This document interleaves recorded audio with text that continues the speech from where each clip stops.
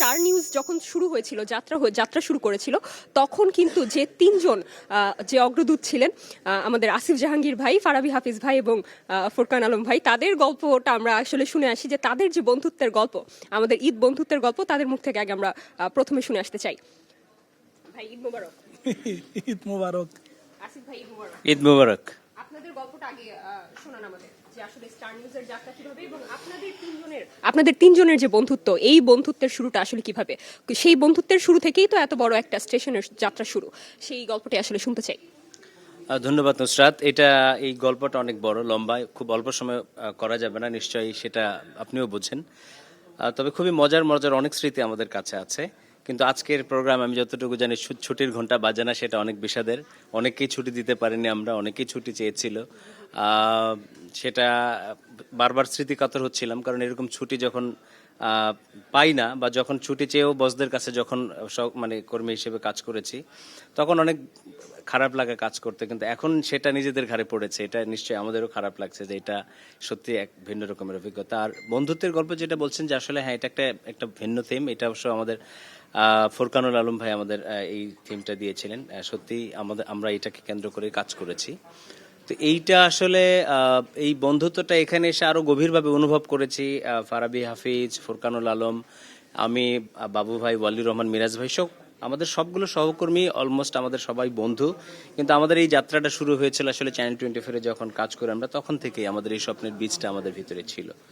তো তখন একসাথে চলতাম, বুঝতাম, পরামর্শ করতাম, গল্প করতাম। সেখান থেকে কিছু করবার একটা পেরেশান আমাদের ভিতরে সবসময় কাজ করতো।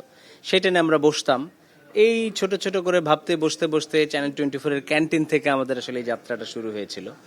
তো সেই যাত্রাটারে আজকে ধরেন প্রায় 2 জন, 3 জন, 5 জন, 10 জন থেকে আজকে প্রায় 600 জনের মতো পরিবার হয়েছে স্টার নিউজের। সব মিলে কাজের সাথেই আমাদের আসলে একটা বন্ধুত্ব হয়েছে। আর আমাদের যে 3 জন বা 4 জন, বিশেষ করে আমাদের সিইও মুকসুদুল কামাল বাবু ভাই, তার কথা না বললেই না। আমাদেরকে যেভাবে আগলে রাখেন, যেভাবে সহযোগিতা করেন, এবং যেভাবে আমাদের সাথে যে বন্ধুত্বের সম্পর্কটা তৈরি হয়েছে, সেটা সত্যিই বয়সের ব্যবধান সেখানে কাজ করে না। ইনফ্যাক্ট আমাদের head of news Waliur Rahman Miraj ভাই, আমরা বিভিন্ন সময় তাকে বলি যে আমাদের সিনিয়র, উনি বলেন না কিসের সিনিয়র, আমরা সবাই একই বয়সের।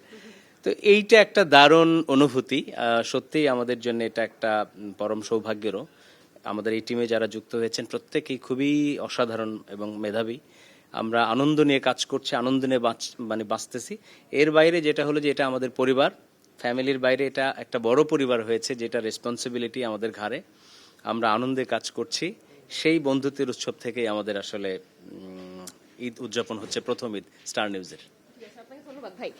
ফুরকান ভাই, আপনার থেকে শুনতে চাই, এই যে কাল তো ঈদ, আজ চাঁদ রাত, আপনি এখনো অফিসে, ভাবি আসলে কি বলতেছে এবং আপনার আসলে এখন কেমন ফিল হচ্ছে এই যে এখনো আপনি অফিস করতেছেন?